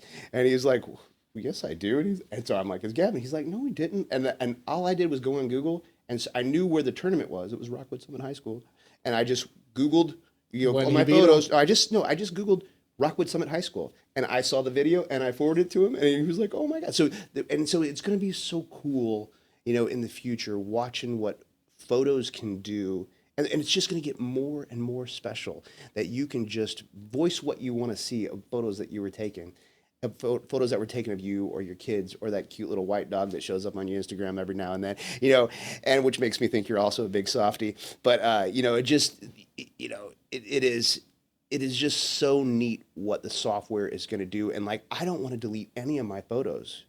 I have over 1 million photos on my hard drive, over the past 4 years of taking pictures, and I'm just like, I just couldn't. I will just keep buying hard drives until I can't. Because do that. as do I, that. I Develop just a catalog. I just feel like like I might be able to make an entire encyclopedia of photos for just Keegan O'Toole photos. He's the, I mean, and he's my favorite wrestler that's not related to me, and I really hope that I am going to be shooting him in the 2028 Olympics in Los Angeles. I know the odds are not in my favor to shoot the Olympics, but, Why not? because it's not an easy thing to get into, but I'm sure. I'm going to, well, here, I told you that I befriended an Olympic photographer. I think, whenever I was I think it was the World Cup, which was just in Iowa, a couple years ago, and this guy started talking to me. In the first 10 minutes, I'm like, my goal is to shoot the Olympics someday. And he goes, I've shot the last 4 Olympics, and I'm already chosen to be at Paris too. And I'm like, you're my new best friend. And this guy's in his 70s, and he just has so good to me and so nice to me. His name's John. Is he a mentor? Yeah, his name's John Sachs. He runs this techfall.com, and the techfall.com was just his little side passion. That it was a media source that essentially was one of his pathways to being considered to be able to shoot the Olympics, because they only allow 2 USA wrestling photographers to shoot the Olympics. There's more USA photographers that could be all sport photographers, but there are only 2 that are chosen to be wrestling specific, and those 2 cannot go shoot other sports. Because otherwise there'd be too many photographers showing up. Okay. So sometimes a wrestling photographer can somehow get an all sports photography pass, but most of the time, and so I would think that, I'm in the top 5 maybe for consideration. It's clearly the goal. That's clearly the goal. And so I definitely, and I actually stayed with him at the Olympic trials. He got an Airbnb. He's like, hey, I got an extra room. You want to stay? I'm like, yeah. And so, and he's actually the one that told me, hey, someday you should do a podcast, Durwood, because I listen to these other podcasts and they're not near as fun to talk Brother, about. if you're honest about that, if you're serious about that, I'll give you the studio for free. That's cool, man. You can use this whenever you want. The only thing I would ask is pay for your own sign. It's yours. That's and then, pay for the producer. All right. Forgive me. These are the 2 options. Yeah, all right. But I guarantee you, it's cheaper than buying everything. All right. Well, that's super cool. But this guy, and he didn't tell me that at the Olympic trials. He told me just a week ago that you need to do a podcast. I think you should do it too. And then all of a sudden, you and I connect, and I'm like, this is super super cool. And I'm a believer that there is a force that loves me and wants to see me succeed and will allow me to suffer so I can grow, and so whenever I'm suffering through whatever struggles, whenever I'm lonely during COVID, he gives me something else, and I'm just like, and so the unanswered prayers during that time or whatever, and now all of a sudden I got this other thing that I'm passionate about, that I love, and that I'm growing in and I'm getting better at, and I have a goal. Also, because you're being humble, you're very good at. The only reason you can have all these other things, growing, networking and all these things, is because everyone else is looking at the same thing I'm looking at. It's the product. The product is amazing. If you were a photographer and you're shit, we're not having this conversation, right? Right. So this is where I tell you, you can have a little swagger, brother. You're good at this. You're amazing at this, considering how little time you spent in it, but the passion you exude, not just for wrestling, but also for photography and photography of wrestling. It's a culmination of 2 loves that I can. You don't have to tell me about it. I can feel it. It's beautiful. Well, it's honest. And I personally feel like, and maybe people will feel it about all of their individual passions, whether they paint or whether they fight, whether they podcast. I personally feel like photography is an expression of love, and I feel like, whether it's looking at those birds that I talked about, how my dad had this love of looking at birds and how I didn't. And then all of a sudden my love for photography made me connect with a dad that had passed away, and thinking about the birds that he used to just love. And I think these kids that will hire me to do some sports portraits, for senior year, stuff like that. I'm just like, by the end of my hour and a half or 2 hours with them, I'm just like, I follow that. I'm still like cheering for them silently, and when their pictures pop up and are like in my memories, I'll be like, I'm like, this was a fun day, wasn't it? And they're just like, oh my God, it was so fun, and it's really, really cool. I keep thinking, man, is it ever going to get so big? Like so many kids that I photographed that I will lose a connection or will, but I'm not going to worry about How that. could you? You have the photograph. Well, I do, but like, will I have so many photographs that I'm missing them? Because really, I know people talk about Facebook and stuff like that, how they think it's annoying, but I personally, one of my favorite parts of the day is seeing Facebook time hop memories pop up to, just to remind me of a lot of it's the good, the good that I've helped create. Not, sometimes it's for athletes and sometimes it's for my family, and and I don't, when people talk about, oh, you only post the good stuff, and I'm just like, I feel like it's my, it, and there's some truth to that. I don't post my ugliness a lot of times, but I also feel like, I use social media sometimes as my grateful journal, my grateful journal. And so even tough times, like I got to eulogize my father, and it was the best thing I ever wrote. I don't think I'll ever write anything ever better again in my life. And I share it every year, and it still connects with people every year. And it just makes me so happy to be able to share the goodness that my dad brought. And to see people that never met him reading it and responding to it and just saying something nice about a man they never met just based on the words that I wrote about him. So I love social media, but I use it in a very positive way.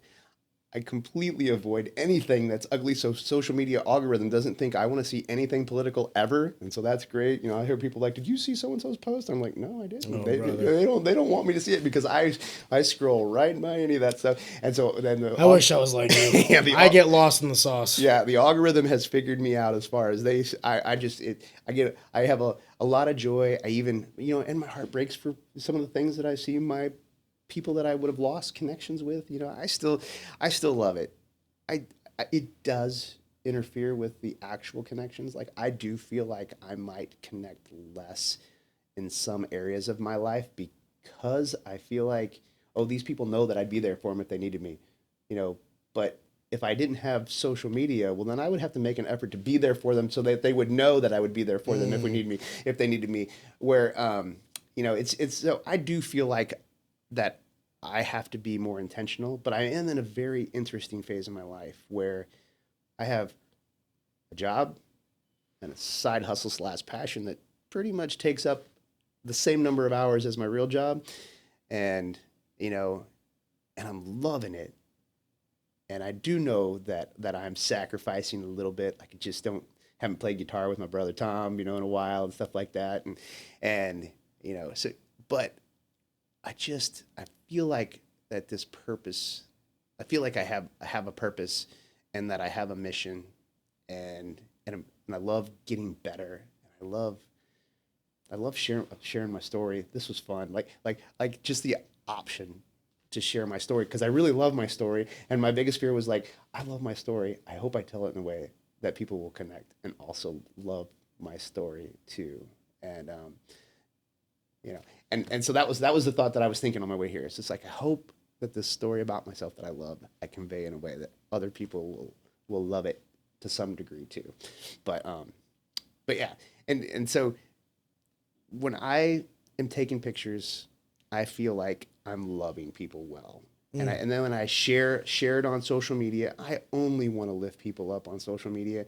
And even whenever, some of my most interacted with posts were posts where someone was broken. And then I just share my view, how I shared with you that whatever, your tears are evidence of how much you wanted it and how much of your heart you put into it. And what else are you going to do? If you don't cry, all you're going to do is hit something or kick something or throw something. So crying to me is like, if you let tears run down your face, that's just like the most real feeling. Because if you're angry, it really is just sadness that you let get to anger real quick. Frustration mixed with sadness is anger. Yeah. And so, but when it's just like, go ahead and cry, kid, because you wanted it. It'll calm down. It'll go away, and then you can take it however you want. You want to take it to make you better. You want to take it, you want to watch it again just so you can see where you can learn, or you just want to not deal with it again. kids that want to do different things, but at the same time, just keep working hard, keep trying to make yourself better, you know, and just see how good you can get. And that's really kind of the thing that even my son who went to Mizzou, you know, I went to Mizzou. I love seeing him go to Mizzou. He's wearing his Mizzou gear all the time. I love being up there. Flashbacks. Yeah. So it's a lot of fun. But it would have been really cool just to see how good he could have gotten at wrestling if he just, because he loves wrestling and he misses wrestling. But it would have been fun if he would have had a scenario where he can, and he did. He is, you know, talking jiu-jitsu a little bit too. And I'm like, that'd be fun. I would advise never give up on your athletic endeavors. I never will. Competition is one thing. Training is another thing. I'll never stop training, but I will stop competing. My competition now takes the form of other avenues. Mm-hmm. I love competing as a coach. Mm-hmm. When I see my kids win, oh yeah, it feels good. Oh, and when I see my kids lose, boy, does it crush me. Mm-hmm. I compete in the business aspect of, I love employing people. I love growing my businesses. I love, you know, increasing my revenue methods. I don't think we ever stop. I just think the avenues in which we compete change. And one of the things, I said this to you before we started filming, the reason I started this podcast was I was having a bunch of conversations with individuals that I thought had genuine value, or I saw passion in them, or, you know, I would talk to them. We're at 1 hour and 45 now. Durwood, I loved this conversation. I knew of you, but sitting down, having this talk, I can feel your passion. I can feel your love. I can feel all this energy that you have. And I got to be honest with you. I think we're blessed to have you. I think we're blessed that you found this avenue. I'm blessed that I personally, somehow, the universe intertwined us. I just want to say, first and foremost, I love your friendship. I love the work that you did for me.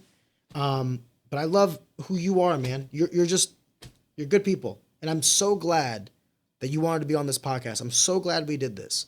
And I just wanted to say thank you.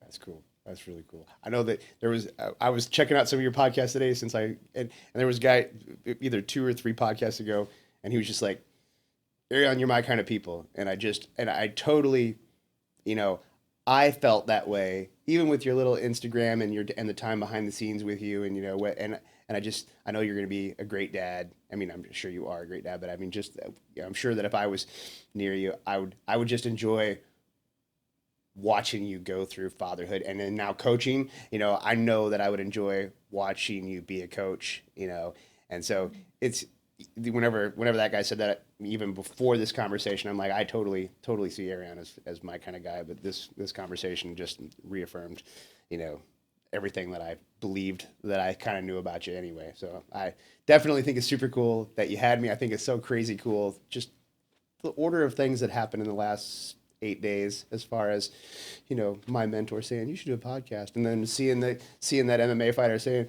and I'm talking to him about photographing. He's like, he's got a podcast now, and I'm like, cool. And then I'm glad I couldn't remember the name of it, because if I would have remembered the name of it, I wouldn't have reached out to you and said, hey, what's the name of your podcast? And so, and actually I was like, Easy Talk, and I'm like, oh, Erion Zekby Talk, right? I'm like, and so, but yeah. I'm glad someone understood that. Yeah. That was the whole marketing. I was like, what? Yeah. So it didn't come quick, but I did. As most women prefer.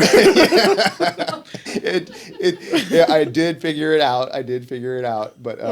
But yeah, so I'm excited for you. I'm proud of you. I think this is super cool, and, you know, just being one of my fighters, because that's how I'll look at you, you know, forever, is just being one of my guys. And I just think it's cool to be a part of it, and it's really cool to be able to tell a story and hear a story at the same time from the same moments. And, you know, I just feel like that's just not something that people get to share with each other very often.